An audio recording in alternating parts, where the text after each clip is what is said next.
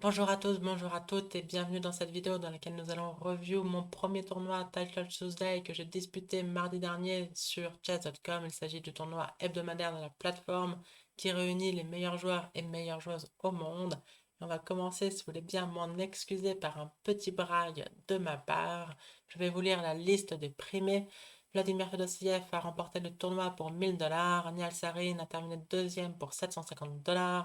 Alexander Bortnik a terminé troisième pour 350 $, tandis que Hikaru Nakamura a fini à la quatrième place pour 200 $. Et les prix de 100 $ ont été attribués au grand maître Jan Christophe Duda pour sa cinquième place et à la maître fidèle Yosha Iglesias pour avoir obtenu le meilleur score parmi toutes les femmes de la compétition. Donc petit bras, car pour mon premier Title Tuesday, j'ai remporté le premier prix féminin. Alors après, justement, il s'agit d'un prix féminin, j'en avais beaucoup parlé dans mon interview avec Mathilde Conjou. Est-ce qu'il n'y a pas un côté un peu méprisant à l'égard de toutes les femmes d'attribuer un prix à celle qui termine première parmi les femmes, mais seulement à la 84e place, mixte en classement général? Mais aussi, est-ce qu'il n'y a pas un côté pragmatique et bénéfique à attirer les meilleures joueuses avec des prix spécifiques aux femmes? Bref, je vous laisse à ces réflexions. Si ça vous passionne, vous pouvez revoir ou voir pour la première fois mon interview avec Mathilde Conjou dans lequel on aborde ces sujets. En attendant, on va voir ces parties justement. Alors, pas toutes et pas en entier, parce que ça serait trop long. C'est un tournoi en 11 parties et c'est de toute manière du Blitz 3+1, donc pas forcément toujours passionnant. Ce que je vous propose, c'est qu'on se concentre sur les erreurs tactiques. Donc vous allez pouvoir trouver les combinaisons soit qu'on a vues, soit que justement on n'a pas vu. Donc première partie, j'affronte un super fort grand maître de 1966 sur le site. La marche était un peu haute. J'ai joué un gambit dame mais un peu chelou où je laisse mon adversaire prendre en D6. C'est une position qui est bonne, ça va tout à fait pour les noirs, mais j'ai pas eu du tout l'occasion de le montrer parce qu'après fou F4, j'ai commis ma première erreur cavalier E4. Il fallait ici absolument jouer dame E7. Ce que je craignais, c'était dame C7, mais en fait, la dame est plus en danger qu'elle n'en crée du danger. On va pouvoir jouer cavalier C6. Le pion est faussement en prise car sur fou prend D6, on va jouer dame E6, puis tour C8 et il y a des gros problèmes. À noter que le pion E2 est également en prise. Et sur dame prend D6, on peut échanger, prendre un E2 et les noirs sont même mieux avec cette tour active sur la seconde rangée.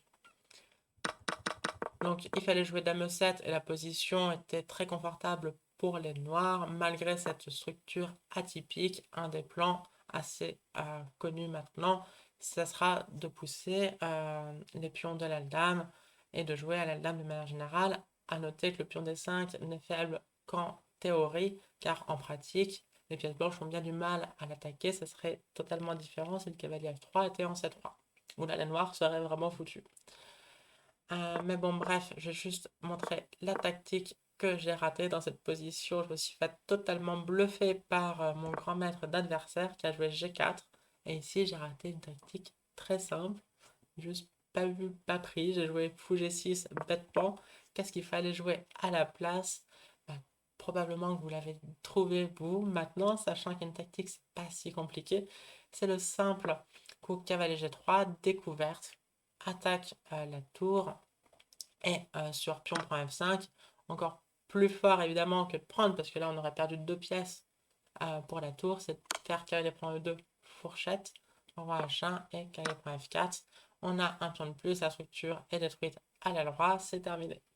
Donc j'ai joué fou G6 et j'ai fini par perdre une partie maintenant légèrement avantageuse pour les blancs. Ça, c'était la première partie, donc on commence à -1. Deuxième partie, j'affronte un maître international biélorusse. Donc c'est surtout la fin qui est intéressante avec des tactiques ratées. Bon, alors on n'avait plus beaucoup de temps, comme vous le voyez, donc c'est normal. Ici, c'est pas si simple de jouer autre chose que dame prend F4. Il y a une part d'intuition et dame prend F4, je pense en vrai à ce niveau de temps à la pendule, même Magnus Carlsen peut le jouer, c'est quand même assez naturel. Le meilleur coup, cela dit, est instructif. Alors, si vous voulez faire pause pour le chercher, allez-y, sinon je vous le montre. C'est de jouer E5 pour libérer ce fou B1 qui était vraiment mauvais toute la partie, quitte à sacrifier encore un cavalier. Donc, une des variantes possibles, c'était prise en G3. Et maintenant, petit échec pour améliorer la dame sur échec. Et même sur roi E8, on peut jouer fou prend G6. Donc le fou, à peine libéré, se sacrifie. Mais ouais, deux points d'exclamation. Et sur G prend H6, bah, c'est juste tour H1. Et ça va faire échec et mat assez rapidement. Donc dame prend F4, j'avais raté E5.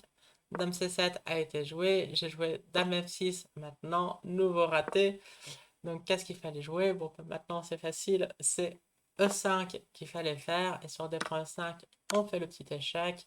Sur un coup droit, on peut refaire un échec, mais on peut aussi, là encore, sacrifier le fou en G6. Deux points d'exclamation, bravo. Et bah, ça va gagner de manière similaire à ce qu'on a vu. La tour va rentrer en jeu après un petit échec. Donc j'ai joué à la place dame F6, mauvais coup. Mon adversaire a répondu par un mauvais coup. Et dans cette position, enfin, j'ai fini par comprendre que j'avais besoin d'autres pièces que de cette dame toute seule. Elle est forte, mais elle ne peut pas mater toute seule. Donc j'ai joué au 5 finalement. Et bah, mon adversaire n'a pas résisté très longtemps. Il y a eu prise, prise et dame E7. Petite gaffe. Comment est-ce que vous concluez cette partie? Mat en 1, bien joué. Donc on revient à 50%. J'affronte un nouveau super fort grand maître, Alexander Fir du Brésil. Il a été plus de 26-50 en partie classique. Il a gagné énormément de tournois d'Open français aussi. Il a beaucoup joué en France. Étant marié à une des toutes meilleures joueuses françaises, Nino Mazuradze. Mais dans cette partie, bah, j'étais très bien toute la partie. Alors, il m'a joué un truc assez original avec H5 et G4 que j'ai quand même pas mal puni. On voit que la barre est toute blanche pendant assez longtemps. Mais alors, il y a eu un festival d'erreurs tactiques dans les moments décisifs, notamment ici. Là, je m'en veux parce que j'avais encore presque une minute à la pendule et comme vous voyez, c'est tout blanc. Et donc là, j'aurais pu facilement gagner une pièce et la partie face à ce super fort grand maître. Est-ce que vous pouvez être meilleur que moi? Moi, j'ai joué tour prend F8, alors ce qui va encore d'ailleurs, mais euh, j'ai raté l'idée. Donc l'idée, on peut la jouer dès ce premier coup. Il faut faire dame F5, échec, à un moment pour gagner la pièce. C'est juste une fourchette. Donc après, là en plus où j'ai encore le moins d'excuses, c'est que tous les ordres de coups marchent. C'est-à-dire qu'on peut jouer un tour point F8 comme j'ai fait, tour point F8, mais ici il faut faire dame F5 échec. Il bouge le roi et on prend le cavalier, c'est terminé. Donc c'était pas très difficile, mais bah, j'ai juste pas vu. Moi, après tour point F8, j'ai joué dame 2 et puis bah, là on est mal. Bon, alors après, il y a encore des festivals d'erreurs de part et d'autre. Je crois que j'ai encore été gagnante après, mais il fallait jouer le set tactique et donc les autres hors de coup marchaient parce que cavalier premier 4 attaque la dame. Donc sur cavalier premier 4, on peut faire dame F5 échec. Il bouge le roi, on prend maintenant, il reprend, on reprend là, c'est la même position que tout à l'heure. Et je crois qu'il y a eu encore d'autres ratés, touk touk touk, quand on était ici. Bon, vous voyez que la barre a été blanche quasiment 90% des coups de la partie. Euh, et c'est ici que j'ai gaffé pour la dernière fois en jouant. J'ai oublié que ce pion était en prise. Et donc, le meilleur coup est le coup le plus simple, c'est tour prend E5 qui gagne un pion qui empêche dame prendre E5. Après quoi, les blancs restent bien gagnants positionnellement, même si c'est chaotique. Et puis là, à ce moment-là, on joue avec une seconde par coup seulement. Donc, moi, j'ai le tour F7. Et là, après, j'étais perdante. Et bon, le 26-50 a fait la différence, enfin.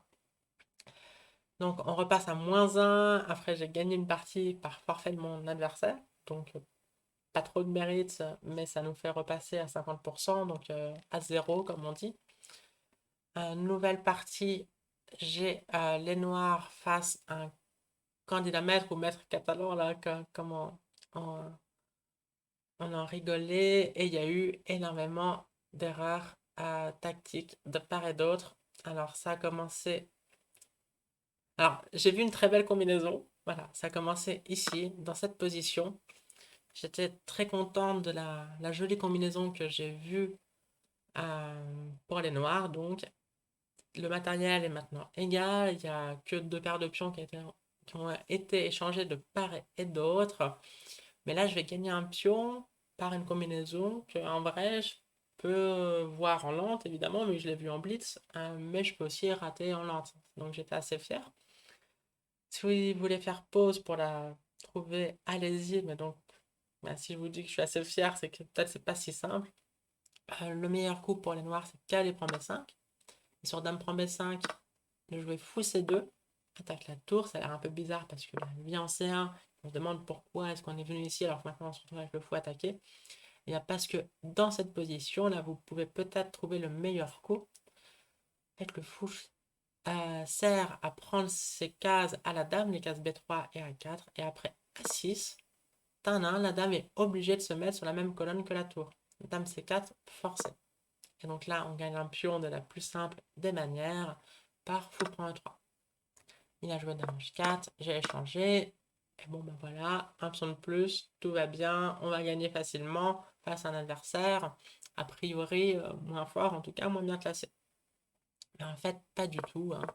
À partir de là, ça sera le festival d'erreurs. Ouais, donc dans cette position, alors pour le coup, le gain est vraiment hyper caché. Je pense que même en partie lente, des très forts grands maîtres peuvent le rater, non pas parce que c'est difficile, c'est simple, mais parce que c'est caché. Donc ça fait partie des combinaisons simples mais pas faciles, on peut les décrire comme ça. Là, le meilleur coup, alors l'indice c'est que c'est basé sur le mat du couloir. Ça, peut-être que cet indice vous aide parce que pour l'instant on dit mais il n'y a pas de mat du couloir. Dame B8, c'est loin de faire échec et mat. En fait, non, c'est pas si loin. Les noirs, je vous fous, prend A6 et sur tour prend A6, tour prend C2, tada, et donc tour prend C2 n'est pas possible à cause de dame B8 suivi du mat.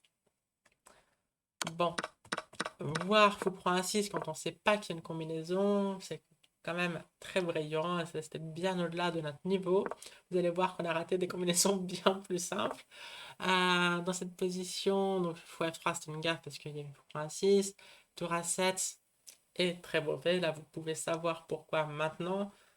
Évidemment, hein, si on parlait de maths du couloir, là j'enlève volontairement ma tour alors que dans la variante précédente, pour que cette tour joue, les blancs devaient sacrifier une pièce. Et ici, il y a juste tour prend C2. Donc ça, c'était quand même visible et j'aurais assez boudé, je dois bien l'avouer. Donc mon adversaire m'a joué dame D6. Donc autant vous dire, hein, comme vous l'avez bien compris, que j'étais pas du tout focus sur ce mat du couloir. J'ai joué à dame E7. Qu'est-ce que les blancs pouvaient jouer dans cette position? Eh bien, à nouveau, tour prend C2, même avec la dame en prise, on s'en fiche, c'est mat. Sur dame prend D6, c'est tour prend C8, suivi du mat. Et sur tour prend ici, c'est toujours dame B8, suivi du mat. Non, d'ailleurs là, ça mate plus. Pardon. On peut jouer dame F8 par chance, mais on repère cette tour. Et au final, qu'est-ce que ça donne? Bon, matériel égal. Peut-être fou prend D5 et suivi de dame prend A6 ou dame prend B6 et matériel égal. Donc ok. Tour prend C2 ne faisait que égaliser, mais c'était quand même un gros coup de massue, hein, dans une position où j'avais toujours un tour de plus et je pensais encore naïvement gagner assez tranquillement. Dame E5, dame F6, bon, je vous demande même pas qu'est-ce qu'il fallait jouer. Tour prend C2, encore une fois. Là, cette fois-ci, ça gagne, hein, parce que sur ça, c'est bien mat. Et cette fois-ci, sur tour prend C2, il n'y a pas le coup un peu miraculeux de tout à l'heure, un dame F8. Donc le festival continue, dame D6. Bon, j'ai pas joué dame E7, mais c'était juste pour éviter de faire nul. J'ai joué dame prend B2. Alors, spoiler, j'ai vite regretté. Là, mon adversaire m'a trouvé un coup brillant. Deux points d'exclamation pour son coup suivant. Est-ce que vous pouvez être aussi brillant, brillante que lui? Je vous le souhaite. Le bon coup était cavalier C4, trouvé par mon adversaire. Et donc là, je commençais grave à faire la tête, à regretter tous mes choix de vie. Alors objectivement, la position reste égale, donc ça va, mais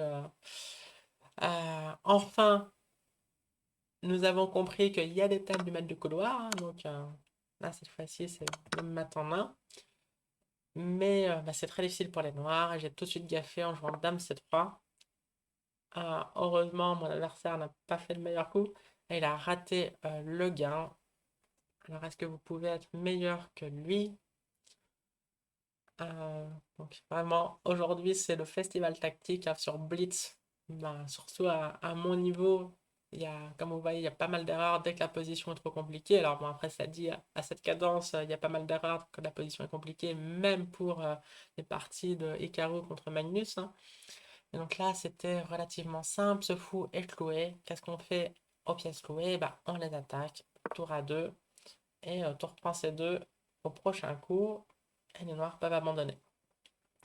À la place du fou prend D5, mais maintenant le cavalier C4 est aussi attaqué. Cavalier prend B6, tour E8, bon coup, bon ça d'accord, toc toc toc. Et la dernière gaffe basée sur le mat du couloir, parce que entre temps j'avais oublié qu'il y avait ce fameux mat du couloir. J'ai joué tour E7, la tour était attaquée en A7, jamais sur une case où elle est protégée et tout va bien. Et ben non, parce que dans cette position il y avait encore une combinaison. Dame prend E7, abandon. Sur 3, c'est encore ce mat du couloir, décidément. Bon, et j'ai fini par gagner, donc H6, la meilleure idée que j'ai eue dans cette partie, encore meilleure que la jolie combinaison que j'avais faite il y a bien longtemps pour gagner un petit pion. Au moins, il n'y a plus de mat du couloir et j'ai fini par gagner en lançant une attaque de mat sur son roi. Et comme vous voyez, mon roi a pu voler grâce au coup H6. Donc ça, cette position, en Zeknat, c'était beaucoup trop dur à jouer pour les blancs. Lordi pouvait défendre jusqu'à la fin, mais enfin, il y a quelques coups. Mais on a fini par gagner. Donc, c'était la 5e partie. Je repasse à +1. Autre partie, on a les blancs contre un maître fidé argentin. Alors, partie à très haute précision, mais souvent ça veut dire que bah, la partie s'est pas passé grand-chose. Donc 26-45 quand même, il joue pas mal. 96.6 de précision pour moi, 96.4 pour lui. Mais effectivement, il n'y a pas eu grand-chose dans cette partie. Tout qu'on s'est retrouvé avec... bon là, c'était la petite tactique simple, prise et fou prend A6. Bon, il fallait prévoir, et ce que j'avais prévu, c'était que sur fou prend F3, je ne peux pas reprendre de la dame, je suis obligé de reprendre du pion. Donc en échange d'un pion et d'un pion A, les noirs ont cassé le roc. Et donc finalement, il va obtenir une attaque sur le roi. J'ai rendu le pion et il ne s'est pas passé grand chose dans cette partie. Donc juste à un moment, en grande note, j'ai raté un truc assez simple pour gagner un pion, mais ça restait quand même assez nul. C'était à ce moment-là. À ce moment-là. Ouais, à la place de fou C6, il dit H4 pour les blancs et petit avantage. Et peut-être finir par gagner un pion. Je menace fou F3. Non, je comprends pas pourquoi ça serait pas totalement nul. Qu'est-ce qui se passe s'il joue un coup d'attente? Le 6? Non, c'est ça, fou F3. Et sur H6, bon, en fait, ça reste nul. Donc, ok, c'est l'ordi qui parle de petit avantage là où il n'y en a pas. Donc, bon, c'était le problème des parties comme ça où il se passe rien. Parfois, l'ordi croit qu'il y a un avantage, mais en fait, faut que le reposer, c'était bien totalement nul. Donc, ça, c'était pas la partie la plus intéressante. On reste à +1 toujours. J'affronte un très bien classé maître fidé, 28-34, donc seulement maître fidé, mais alors en blitz sur internet, a priori, il est bien meilleur que moi. Mais dans cette partie, ça allait, c'était une sicilienne dragon, où j'avais fait un joli petit coup là, cavalier G4. Bon, alors l'ordi aime plus ou moins selon la profondeur. En fait, c'est un coup théorique, je crois, moi je connaissais plus, mais ce coup a déjà été joué. Ça fait partie des coups égaux. Alors il aime bien Dame prend B2 à petite profondeur, mais j'avais évidemment pensé, mais j'avais refusé ce coup. Cavalier G4, ça reste égal, hein, comme vous voyez, plus 0,20. Donc on transpose dans cette finale qui est, qui est juste égale, quoi. Il s'est passé pas mal de choses, mais c'est surtout à la fin que il y a eu des gaffes, touk touk touk touk, vraiment des gaffes faciles. Donc si vous avez trouvé les exercices précédents trop difficiles, bah, bonne nouvelle, vous allez pouvoir vous moquer de nous et résoudre les exercices. Donc dans cette position, j'ai joué le coup E3, qui est une énorme gaffe. Pourquoi? Est-ce que vous voyez pourquoi? Bon, ouais, vous avez vu E3, cavalier D3, perd la qualité. Je me suis dit perd la qualité, perd la partie. Après avoir pris, je me suis dit mais en fait c'est pas si facile pour les blancs. Et je maintiens. Par exemple, H4, qui est pour moi le coup le plus naturel, bah, ça fait que match nul après Roi 4 d'après l'ordinateur. Donc, si H4 est une erreur, c'est que c'est pas si facile. Le seul coup gagnant, c'est en fait tour F1. Bah, c'est pas du tout évident. L'idée, c'est de, après Roi 4, il poursuit par tour F4, échec, Roi D3, tour F7. Bon, c'est pas du tout facile. Mais en tout cas, si gagner est difficile avec les blancs, perdre avait l'air difficile aussi avec les blancs, mais mon adversaire a réussi à perdre en un coup. Il a joué tour C1 et je me suis pas fait prier. J'ai évidemment joué cavalier de échec, vous l'aurez trouvé. Donc on passe à plus 2, assez cool pour ce tournoi, quand même très relevé, mais il va y avoir une petite redescente. Non, oui, c'est cette partie. J'ai les blancs face à un maître international iranien et j'ai vraiment pas bien joué. J'ai vraiment pas bien joué. C'était une position où j'étais d'abord pas mal de tout avec les blancs. On voit la jauge, elle préfère bien les blancs, mais finalement il m'a égalisé assez tranquillement et j'ai gaffé par là dans cette finale qui est difficile. Ici, j'ai joué après H6, j'ai gaffé par H4. Et là, la position devient perdante. C'est un peu instructif. Alors, c'est pas très tactique, mais là, il s'est pas passé grand-chose de tactique dans cette partie. Cela dit, le bon coup, c'est ce qu'il a joué, c'est fou F6. Et c'était le seul bon coup. Et là, le problème, c'est que... moi, j'ai joué fou F2, mais qui est une gaffe, parce que roi D6, et je peux plus protéger le pion, et après, c'est vraiment totalement perdant. J'ai pas trop d'alternatives. Parce que sinon, c'est bouger le roi. Mais sur bouger le roi, les noirs gagnent, et c'est instructif. Par G5. Je peux pas jouer H5 parce qu'il y a F4 suivi de roi D6 suivi de roi prend D5. Et surprise, comment est-ce que vous reprenez? Eh bien, non pas avec le pion, parce que là on s'en fiche de la structure de pion. Ce qu'on veut, c'est gagner le pion B2, puisque ça fait gagner la partie. Et donc on joue fou prend G5. On va faire suivre par fou C1. Donc cette finale est gagnante pour les noirs. Donc on repasse que à -1. -1. On repasse que à +1, bon, ce qui est déjà pas mal en soi. Là, j'affronte un maître international polonais et dans cette partie, je m'en suis voulu parce que il a joué dans mon style très plat et en fait, j'ai égalisé très confortablement. J'ai même raté un truc ici. Touk, touk, touk, touk, touk.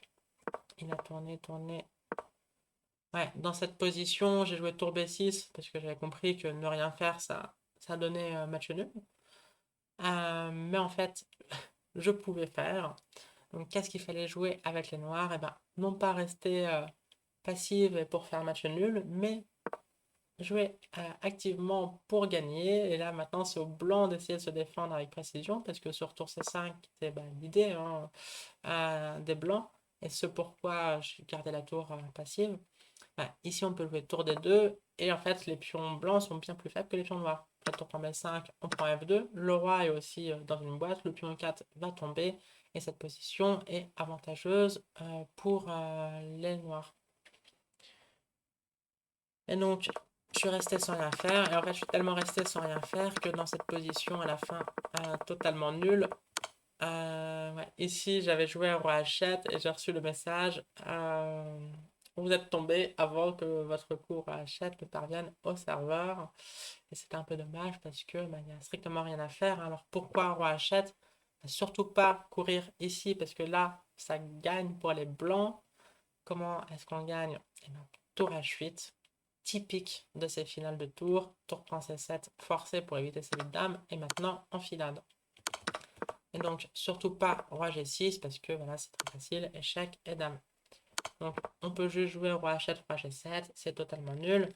Même si on perd ces 3 pions pour ce pion C7, et il n'y a aucun cas où on est forcé de le faire, ça serait totalement nul parce que c'est 2 pions G doublés qui servent strictement à rien en finale de tour. Donc, on repasse à 0 à seulement 2 parties de la fin, 50%. Donc, c'était celle-ci. On va ici.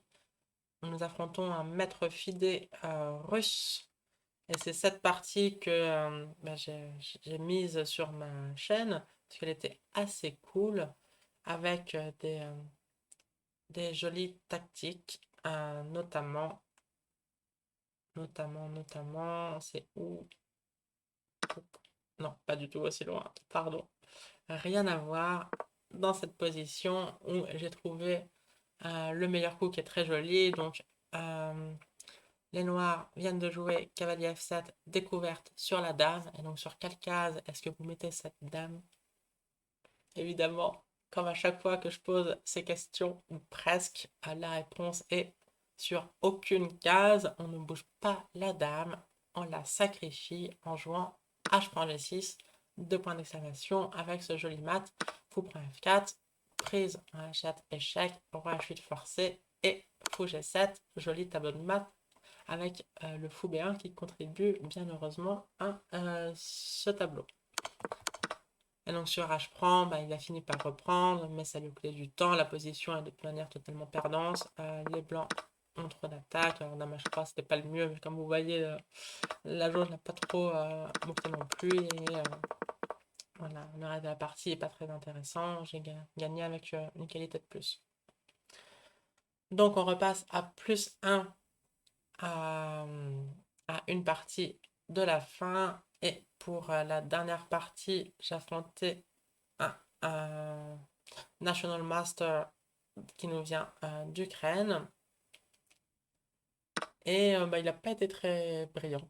Alors, malgré quand même un gros élo sur chess.com, mais en fait, j'ai joué une petite pierre Philidor là, et son H3, alors H3, bon coup d'après l'ordinateur, mais je ne crois pas. Je pense que c'est le problème d'avoir une faible profondeur du module. Parfois, il dit que des coups sont bons, mais pas du tout. Après D5, je crois que les noirs sont mieux. Fou C5, cavalier H5, bien joué. On menace de s'incruster sur les cases affaiblies par les blancs. Et donc, après fou D2, j'ai joué cavalier G3. Là, j'étais contente de jouer cavalier B6. Il a joué cavalier D4. Alors, pourquoi pas un roc? Parce que vous pouvez voir quel coup j'aurais fait. C'est assez sympa. Enfin, c'est facile, mais c'est toujours marrant quand une dame se fait capturer au centre de l'échiquier. Fou F5 et la dame n'a pas de case. Aussi simple que ça. Donc à la place, il a joué cavalier D4 pour menacer dame prend G3, donc empêcher fou F5. J'ai pris, donc on a la paire de fou, il est déroqué, rien ne va. Bon, c'était peut-être pas le mieux, mais c'était très bien. Ici, il peut pas laisser ouvrir sur son roi, donc il sacrifie le pion E6, on a un pion de plus. Et après, il a fait une gaffe un peu étrange dans cette position. J'ai joué D4, attaque le cavalier. Il l'a mis en E4. Bon, j'ai mangé la dame et c'est ainsi que j'ai terminé le tournoi à plus 2, donc 6,5 sur 2011. Première joueuse de peu, il y avait au moins une maître internationale ukrainienne à égalité de points avec moi, mais avec un départage un peu moins bon. Donc voilà, premier tournoi Title Tuesday, premier prix, 100 dollars, le début de la richesse. J'espère que ces petites tactiques que nous avions vues et surtout celles que nous avions ratées peut-être vous ont fait plaisir à résoudre avec moi. Si c'est le cas, laissez un petit like. Si vous voulez soutenir la chaîne, peut-être en me donnant encore plus d'argent, même si maintenant que j'ai gagné ces 100 dollars, je suis richissime, vous pouvez soutenir la chaîne par un don sur Tipeee. D'ailleurs, merci encore infiniment à celles et ceux qui ont déjà donné. C'est grâce à vous que je peux continuer à faire autant de vidéos parce que comme vous le voyez, les prix de 100 dollars par chance parce que le tournoi était hyper fort pour 2h30 de travail, c'est pas non plus comme ça que. Enfin, je peux pas me reconvertir joueuse pro hein, uniquement. Donc merci à celles et ceux qui me soutiennent par vos dons. Et puis, je vous dis à très bientôt, que ce soit sur Twitch ou sur YouTube. Ciao!